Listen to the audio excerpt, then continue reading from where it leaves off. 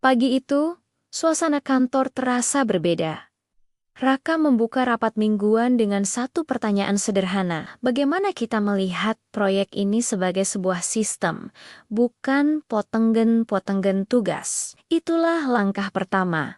Berpikir sistem, alih-alih menyalahkan keterlambatan pengiriman. Tim memetakan alur end-to-end, dari riset, desain, approval, hingga distribusi. Mereka melihat titik hambatan approval berlapis dan komunikasi antar divisi yang berjarak sebagai bagian dari pola, bukan kesalahan personal. Maya menambahkan, kalau kita ubah satu bagian, efeknya bisa merambat ke seluruh alur.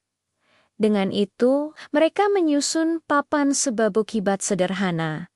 Siapa memengaruhi apa, kapan, dan bagaimana. Di sela diskusi, Andi mengakui target pribadinya meningkatkan akurasi estimasi waktu. Itulah mastery personal. Ia mulai rutin mencatat perbandingan estimasi vs realisasi, meminta umpan balik Pak Budi, dan membangun kebiasaan harian.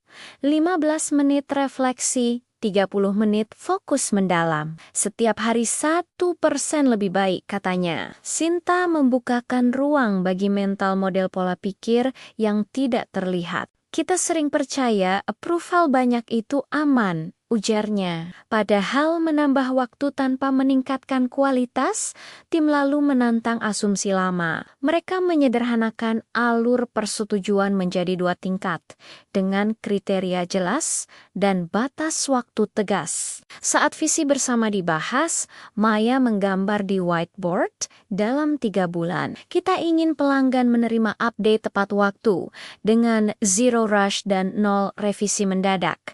Visi itu bukan slogan.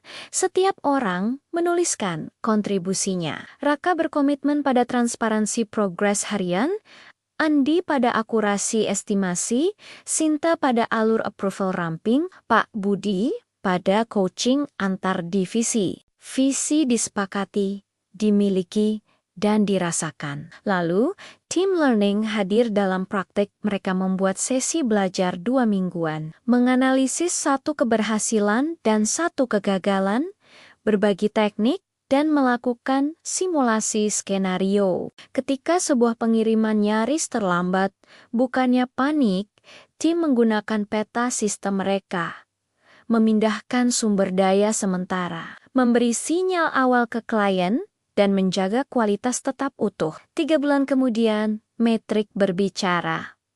Waktu siklus turun 28%. Revisi mendadak menurun drastis. Kepuasan pelanggan naik. Namun lebih dari angka, mereka berubah cara melihat pekerjaan sebagai organisme hidup yang saling terhubung. Raka menutup rapat dengan senyum. Fifth discipline bukan teori di buku ini, cara kita bekerja. Decanter itu, berpikir sistem menuntun arah, mastery personal, menguatkan langkah. Mental model dibersihkan, visi bersama menyatukan hati, dan pembelajaran tim membuat setiap tantangan menjadi peluang. Beginilah disiplin kelima berdenyut setiap hari di tengah ritme kantor yang terus bergerak.